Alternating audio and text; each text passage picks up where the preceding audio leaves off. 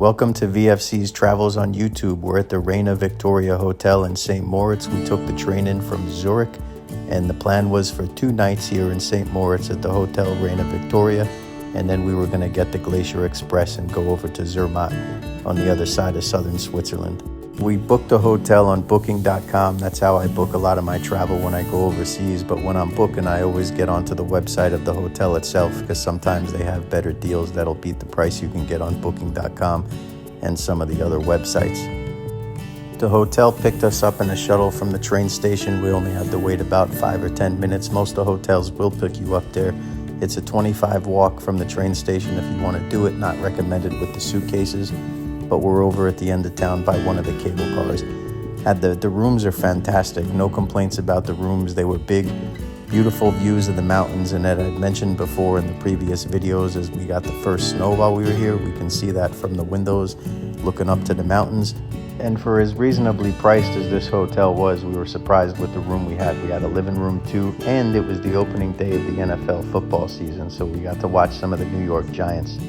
Didn't turn out too well for us Giants fans. It was raining pretty hard our first night in St. Moritz, so we didn't get out there and explore the city, but we did explore the hotel a little bit and explore our way over to the restaurant to get some dinner. We'd done a lot of traveling in the last few days too, and even though we powered through the jet lag, we were a little bit tired, so we decided to spoil ourselves. And I've mentioned before, is the prices in Switzerland, they're not like Southern Europe. You're actually going to spend a pretty penny up here. So we were prepared to spend about $40, $45 per main course. But the food was fantastic. We got the fried goat cheese for an appetizer, and then we got the salmon. Very, very delicious, the salmon. And then I got the beef bourguignon. That was the special for the night. All the food was fantastic, very flavorful. And then for dessert, of course, we had to get that grappa. Yeah, this was aged 8 years. It was our first bit of grappa that we'd have, and we'd have it quite a bit on the duration of the trip. But you gotta love how they're doing this. I was thinking it was my old days in Crete. He was gonna come over and squirt that right into my mouth. But he puts it into the little wine glass, and then, yeah. Absolutely love the grappa. It's not quite as rough as it is drinking that raki when you go down to Greece or the Slivovitz in Croatia. But then we went over to Vic's bar right across the way.